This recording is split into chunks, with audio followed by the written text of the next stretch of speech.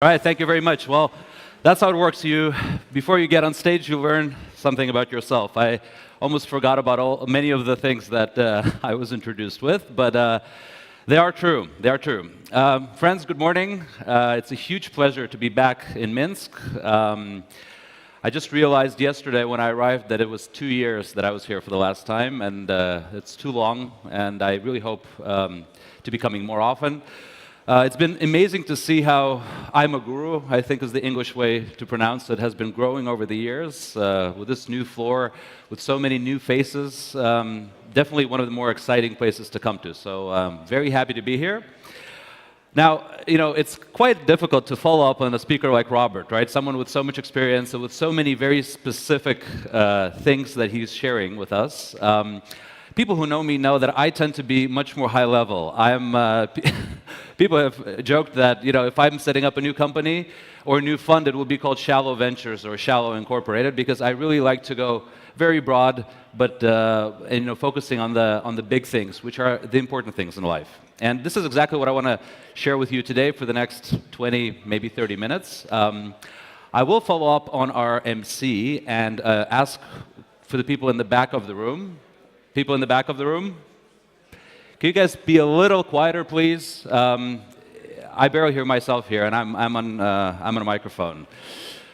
So on that note, this is me. This is just a bunch of logos of things that I've done over the years. I've had a very good fortune of being, thrown into the startup world, kind of without wanting it. I graduated as a lawyer. I was born in the Soviet Union. My parents moved to the US and then to the Netherlands, where I've spent most of my life.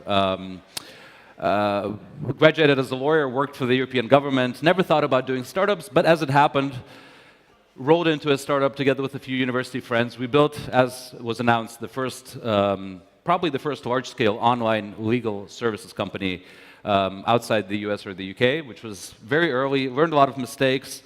Sold that company, went on to run venture capital funds, do angel investments, and bring people together. And this is actually the core important thing of what I do.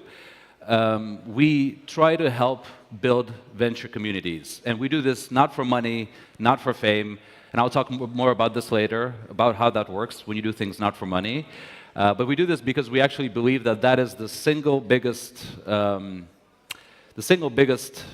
change engine of the times that we live in, startup entrepreneurship. Now, the two biggest lessons are actually, let me go back a little bit. I've been doing this for exactly 11 years. In 2008, I started my first company. The fact that my first fund is called 11 is a nice coincidence, has nothing to do with it. And over these 11 years, I've actually learned a few lessons that are very difficult to learn without actually doing it. It's the kind of stuff, like most things in entrepreneurship, most things about building startup companies, it's the kind of stuff that you can't read in a book, or you can't learn or pick up from a TED Talk or from a university course. It's the kind of stuff, just like falling in love, you have to learn by doing. You actually have to do it in order to understand how it works. And I'll share a few of those insights with you. The first two really important lessons, the biggest lessons that I've learned, which, as you can see by this photo, sometimes are painful, actually almost always are painful learning moments, are the following one. Lesson number one, all the things worth living for are things you can't get off the shelf, right? I see, and especially now as startup entrepreneurship is becoming more common, more accepted, more of a cool thing to do, right? Some of us in this room that are in this game for 11 years or more remember a time when doing startups was not cool at all, right? Like nowadays, it's a kind of a socially acceptable thing to do startup, right?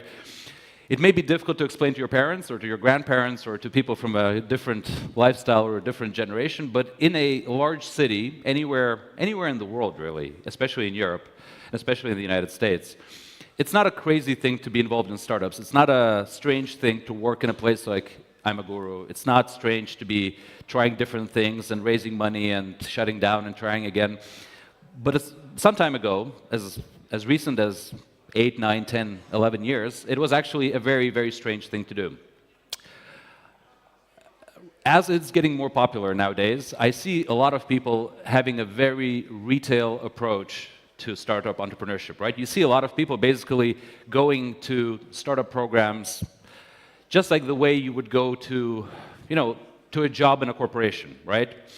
When you start a corporate job, if you ever had one, you know that you get a welcome pack, there's a whole process of where you pick up your laptop, where you get your access card, a phone number for HR, a phone number for, I don't know, harassment claims, a process of this is what you do, this is where you go. In many large corporations, people spend up to a month, sometimes 3 months, actually just doing this introductory course of kind of to working in, learning how to work in a large organization. In startups, it doesn't work that way, right? And it's kind of the same thing as in relationships, right? If you think about all the things that are really important in your life, the really meaningful things, like your relationship with your loved one, with your children if you have them, with all the really beautiful things that happen to you in your life, there were never things that you could go to a supermarket, let's say, or to a place to just pick it off the shelf and use it, right? It's things you have to build. And this is kind of the thing with building startups, right? There are no roadmaps. There are no road signs. No one has done it before you. Sure, people have built great companies, but your situation, the thing you're doing, in the country you're doing, in the city you're doing, with the people you're doing it, is unique and has never been done before, right? So this is a very important thing to keep in mind, right? Very often, I get a lot of people. I've worked with hundreds, maybe thousands of startups over the last 10 years.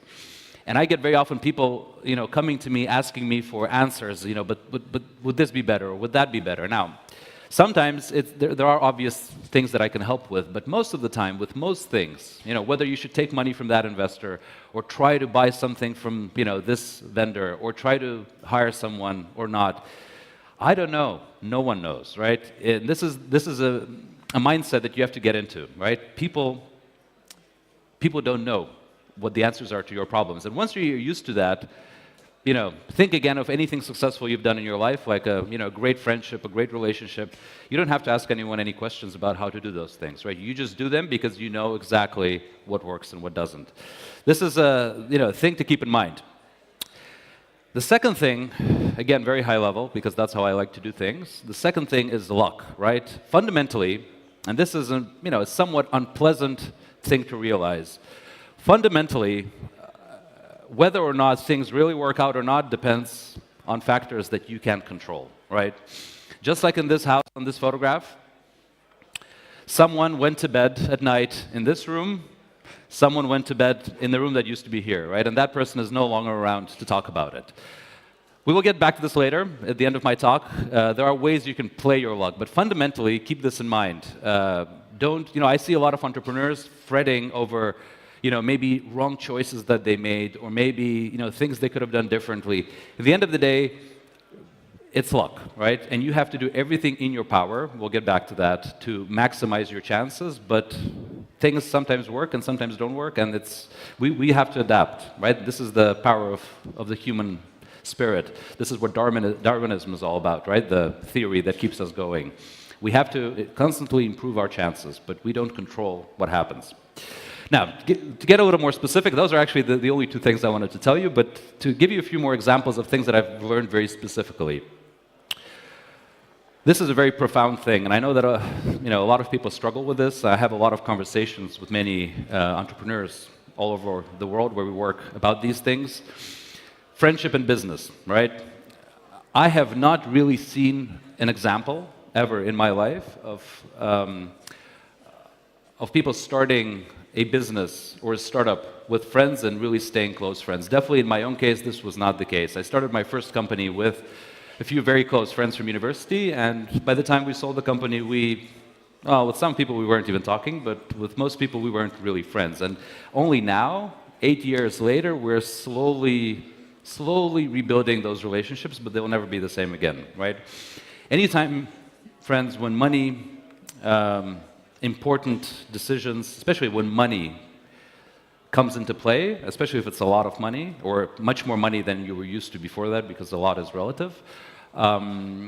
Relationships change, people change, priorities change. People that you were friends with at university, people that you were close to at your previous job, doesn't matter how long you've been together planning it, the moment it happens, it really changes things. And it's good to be prepared for that. And it's probably good to be prepared for the idea that you may stay great business partners, you may stay great colleagues, but you will most likely not be the kind of close friends that you were. The other way around, it works great. I've made a lot of really, really good friends from business. There are a lot of people that I've met, well, a lot, some of them, not an incredible lot, but there are people that I've met in business and work that have actually become very close friends with whom you then may, start new things, but those are people you know from work, not the other way around. Having said this, when we start, and this is maybe a crucial moment, when we start our first startup, when we start our first project that becomes a company or organization, we of course don't have a lot of choice, right? Everyone will tell you have to hire the best, you have to find the best, and you will see I will tell you this as well a little later. But when we start, at the very beginning, we work with the people that we have around us, right? We co-found our first company with a friend from university, with sometimes a family member, which in my experience, either really works well or doesn't work at all. So, with family businesses, it's always very tricky. But we fundamentally start with the people that we have around us, and we don't have a choice. Just be prepared that very often the friendship that you have or had before that will not be the same, and very often will not be at all afterwards. A little sad, I know. We'll get to more happy things. Like this, for instance, don't deal with the media, right? There are people here in the room with cameras and probably writing articles for all kinds of newspapers and online blogs. One of the things I notice in the startup world is that people are kind of obsessed with media. Like, everyone wants to get a mention from Forbes or TechCrunch, and they put it on their websites. Not important, okay? Really not important. The moment you start seeing what they actually publish, if you know if it's true or not, like this article that was written about me a few years ago on TechCrunch, you go like, okay, it's really not relevant what's written there, right? For sure, it looks nice, right? It can open doors sometimes, right? Media mentions, but fundamentally, don't overestimate media. It's not important, and great companies are great with or without a Wall Street Journal, Economist, Forbes, TechCrunch, whatever logo on their website, right? So I see a lot of people spending a lot of energy on, what is called PR or whatever, like trying to get mentions in the press and all of that stuff. Not very important, right? If there are media people in the room, thank you very much for your work. You should keep doing it, but for the companies, for the entrepreneurs, it's not important. It's the other way around. So don't pay too much attention to this. Now, this is really a very philosophical but very important thought. Build relationships and don't count on events and programs. I see, and I mentioned this before, I see a lot of people approaching investors, accelerators, workshops, conferences in a very retail way. If you guys know what retail means, right? In a very transactional, commercial way. Like, what are the terms you invest on? Like, we want to take part in your program, but you have to accept us because your website says this and this. Great business, guys, is built by people building personal relationships with each other, right? You actually have to invest in getting to know the people you want to work with, in liking those people, or if you don't like them, finding different people, and in becoming close with the people that you fundamentally partner with for the growth of your startup, right? It's really about spending time and understanding what drives people, right? This is one of the really misunderstood things about investors, right? People look at investors almost like at banks or like an organization where you go and apply for funding, and then everyone always talks about investors not being very slow, giving bad feedback, not getting back to you. It's all true because if you treat people like machines or like you would treat an ATM, that you take money out of, nothing good is going to come out of that, right? You actually have to build personal relationships with a lot of people, and this is the difficult thing about entrepreneurship. You have to have, very profound, very deep personal relationships with a lot of very different people. The photo that I have here is an event that I host, so this is kind of the stuff that I really like doing in my very favorite project. This is called Summit. A few times a year, I take people that I work with. We either ski together in California, which we do in March, or in the summer, we go out on the Mediterranean and we sail, right? And a lot of people who don't understand this, they're like, you're wasting time, what are you doing? But I can tell you that a lot of great business comes out of this. It's not a conference, it's not a business meeting, it's not a workshop, it's basically me and the people that I really like on a boat, and that's how we actually get traction with each other. And then everyone who's there, and I can see this, having done this a number of times, it's much easier for them to actually close that round with an investor that was there or hire someone who was there. It's really important to create those situations where you can where you can spend more personal quality time with someone. So this is, by the way, a great tip. If you guys want to get investors, just rent a boat or something, or here in Belarus, rent a cottage in the forest and invite them over for a hunting party or whatever. That is something that actually really, really works. Now, give without wanting everything in return. For the people who came here thinking they listen about business and are now wondering why they're listening to almost like religious, philosophy, I apologize, but this is very, very important. I can tell you without blinking an eye that in almost all of the business that I run right now, and this is, a second venture capital fund that we're almost closed with right now, my second company that is very close to getting acquired, so hopefully in a few months that deal will be done. A number of very, revenue positive consulting projects that I basically founded and have people running right now. In all of those businesses, I basically do zero sales, right? And part of it is because, again, I'm lucky with many things, but for a big part, it is because I've noticed, and this is like a big secret that I want to share with you, that if you give things to people, if you give value to people, and you do it consistently, you don't have to ask for anything in return. People will come themselves and give it to you, right? I see this with almost everything that I do, that as soon as I understand what someone's problem is, and as soon as I can help them, even if it costs me time, even if I'm not getting paid for it, which is in the beginning never the case, I don't ever have to worry about sales. I don't have to send anyone with reminders. I don't have to push any products or services to them. The ones that will figure it out will come themselves and will basically offer you money or a stake or anything to be part of that. And I do believe very fundamentally that this is true for almost anything business to business. Now, business to consumer, of course, you can't just give away free stuff online to your clients. Of course, people have to pay, but the relationships that you're building business to get to those end clients, right? The partnerships you have, the distribution, partnerships, the how do you call them? The exchange deals with other platforms. If you're in the B2C business, those relationships should be based on paying it forward. And those of you who are in the United States or are used to doing business in the United States, you will know that this is a very big part of US business culture, which unfortunately in Europe, and especially in Eastern Europe, we have less of. It's called paying it forward, right? And this is not, a nicety. This is not something that we say but don't really mean, or we say just to sound cool. This is really true. You give to people before you get back, right? And as long as you keep giving, the getting back part is never hard. You actually don't have to think about it. I'm honestly in a situation where I have to say no to pretty cool proposals all over the place. I just don't have time, and I'm trying to prioritize, doing what I like and what I enjoy doing. And this is a very, I would say, luxurious situation that I'm very aware of, that I've, been lucky to get because I got into this, into this mode of doing things without wanting anything in return. So whatever your business is, whatever your idea is, keep this in mind. It actually really works. Now, this is one of my favorite ones. What worked for others will actually never work for you. Very often when I go to meetups like this, people will ask me, and this started a few years ago when startups became cool. Before that, it never happened. But a few years ago, people started asking us like, "Oh, what books do you recommend?" And then when I start thinking, I'm like, well, Master and Margarita by Bulgakov, or I don't know, what's the name of that? Forgot another favorite novel of mine. Read maybe Leo Tolstoy to understand the deep drama of human relationships or anything. People go like, no. Business books like Gary Vaynerchuk or whatever, right? Or a Lean Startup or I don't know what. I've never read any of those books, right? So I don't know. But to be honest with you, my general perception, I actually have proofread a couple of books that my friends wrote, so I've seen it a little bit.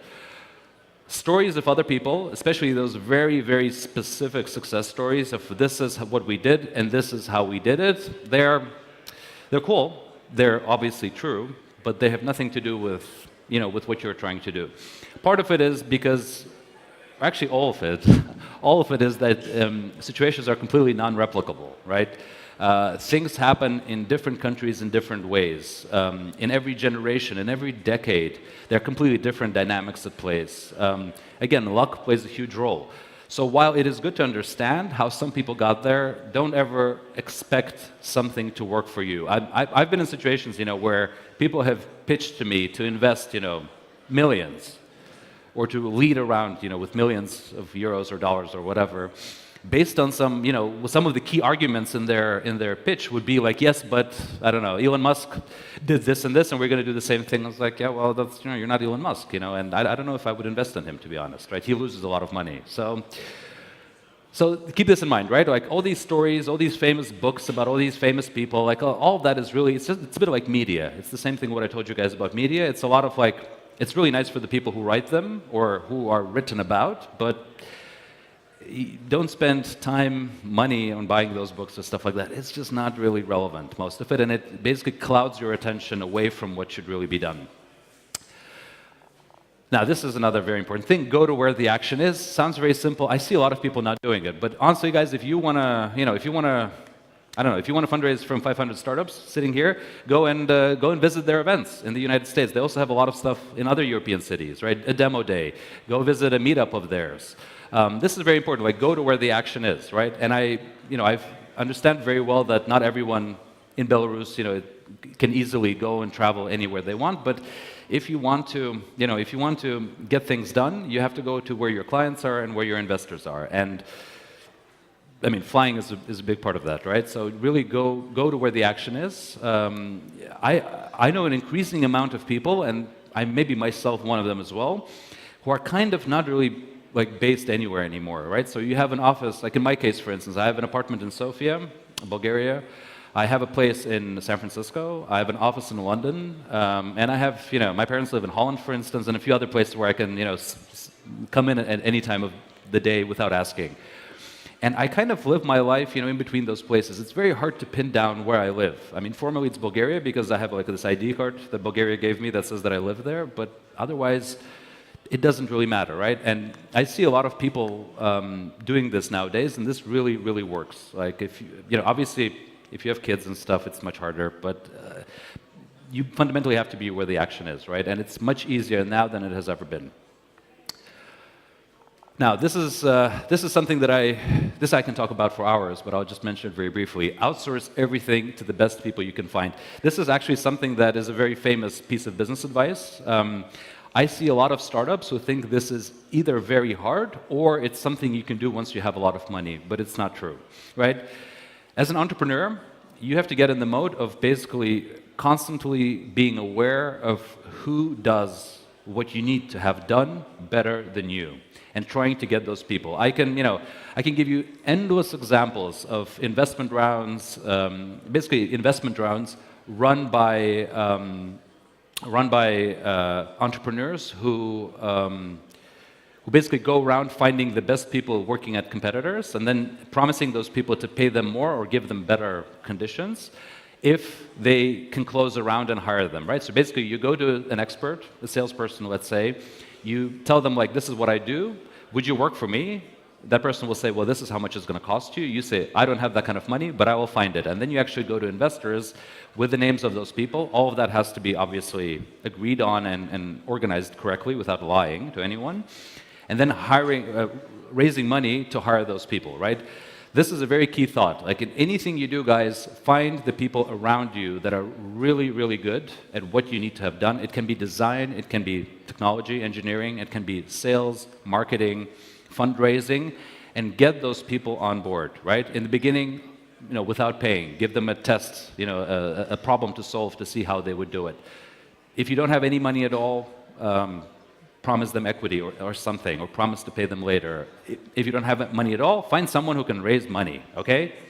Find someone who has raised millions of euros for startups similar to yours and tell that person, what would it take you to fundraise for me? Fundamentally, what we as entrepreneurs do is locate people that can do things better than we can do them and get those people to work, right? That is the job, not to create a website or an app or a piece of hardware or anything like that. So this is something to keep in mind. The reason I have a spreadsheet there is because that's how I do it. I actually keep spreadsheets on people that I like, whom I meet in my daily life, and I see that they're doing things that I like. I basically keep a spreadsheet, especially when it comes to evaluating companies. Before I would ever invest in a company or join a company or anything like that, I would analyze all the competitors and see who founded the competitors, who invested in those companies, where these people are now, what they're doing, so who can we actually hire to get things done. If I'm not comfortable about that, I'm not going to invest in a company, right? So keeping a spreadsheet on talent is an incredibly important thing. And you can always start. Even if you just have your idea yesterday, if this is your first startup event ever, if you still want to apply to an accelerator or whatever, it's never too early to start figuring out a database of the people that are better than you at what you're trying to do. This has saved my life and saved many other people's fortunes over and over and over again. Some more generic basic stuff. Learn to be a leader. This is very, very hard. The more east you go in Europe, and especially further beyond, fundamentally what you have to do as the CEO is to be a leader, right? Not a boss, not to boss people around. Here in the former Soviet Union, by the way, I'll say this, we have a culture that is unfortunate, but it's true of very strict top-down management, right? A boss is someone who's kind of always angry, kind of always, is never anyone's best friend, really, and is someone who makes you do things, right? This is cool maybe for some countries, right? But it doesn't work anywhere in the world, and people will simply run away from you. If you're going to be hiring those people that are really good, and you're going to actually boss them around and get angry at them and manipulate them and swear at them in emails and stuff like that, they will simply laugh at you and walk away, right? So that kind of stuff never works. And not going to talk much more about this because we're getting out of time. But learn leadership, right? As an entrepreneur, your fundamental job is to paint a picture of a bright future for the company, for the employees, for the clients, and show people the way how to get there without knowing exactly where that road is, right? So keep that in mind every time you act as an entrepreneur. Now, this is one of my favorite things. Love the people that you work with and for. Very, very important. Very easy to say that this is very general, rosy stuff, but I've learned through all these years that the only way to get outstanding results is to, I mentioned this before, build excellent relationships with the people that are very close to you, right? So on this photograph, this is obviously me in a kind of an awkward pose. These are three of some of my best business partners that I do things with, invest with, organize events with, build companies with.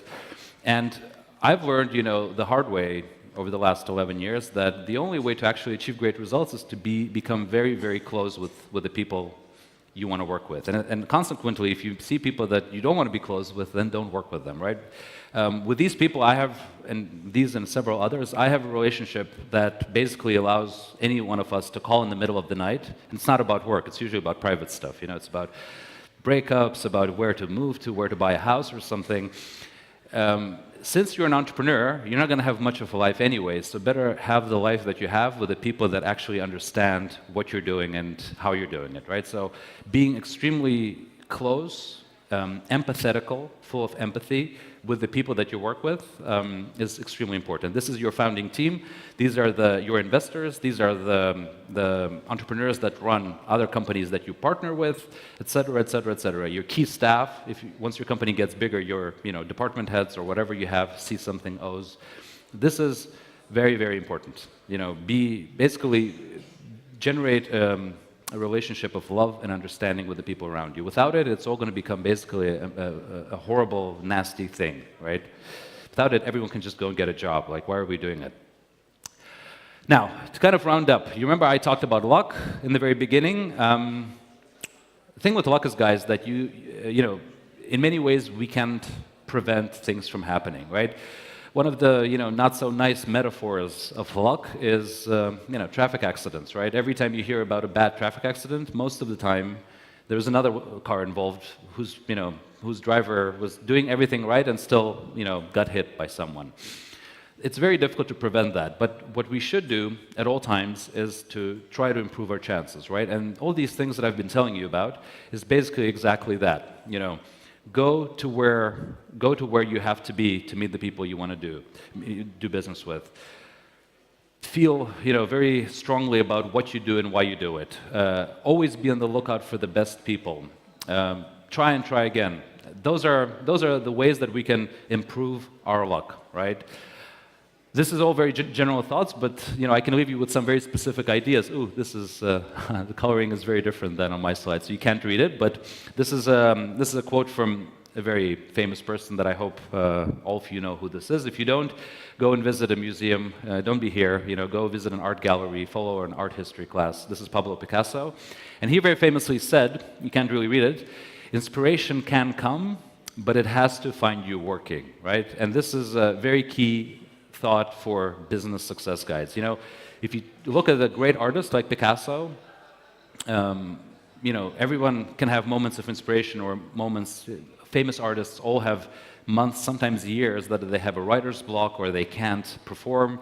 But when inspiration comes, when everything is aligned, it has to find you working, right? Basically 24/7, 365. That's the only way to succeed in business, the only way to succeed actually in anything. And then finally, and this comes back to many things that I've said today, another great quote from Woody Allen, who's nowadays a little you know, controversial because of some other stuff, but he still is a great artist and a great you know, a great actually movie entrepreneur with all the stuff that he's done. Biggest part of success is showing up. If you look back at everything you've done, and if you look back especially forward to all the great companies all of you guys will be building, hopefully, I know for sure, certainly, a very big part of that success is the fact that you were here today and you will be somewhere else tomorrow. Show up. Just keep, you know, keep showing up, keep giving appearances. That's the only way to succeed in anything. So on that note, my name is Max, and I thank you very much. Well, thank you, Max. Thank you that you shared your knowledge with us, and I think we'll have like a couple questions from the audience. Just raise your hands if you have additional questions to Max, but your presentation was quite informative. Thank you. Yep, I hope everything so. was super cool. I was just No questions? Okay, no questions. Very good. I'll be around, so feel free to ask me later. Max will be here for Thank the whole you. day. You can grab him for a cup. Okay. Perfect.